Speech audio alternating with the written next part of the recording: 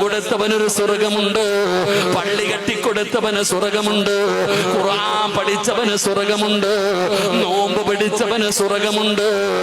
എല്ലാവർക്കും ഒരു സ്വർഗമുണ്ടെന്ന് അള്ളാന്റെ ഖുർആൻ പറയുമ്പോ, നബിതങ്ങൾ പറയുമ്പോ അള്ളാഹ് പറഞ്ഞു ഒരാൾക്ക് 2 സ്വർഗമാ,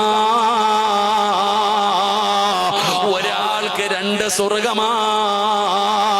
ഹജ്ജ് ചെയ്തവനല്ല, ഉംറ ചെയ്തവനല്ല, പള്ളി കെട്ടിക്കൊടുത്തവനല്ല, ഖുർആൻ പഠിച്ചവനല്ല, ആലിമിനല്ല, പിന്നെ ആർക്കാണ് 2 സ്വർഗമുള്ളതെന്നറിയോ? വലിമന ഖാഫ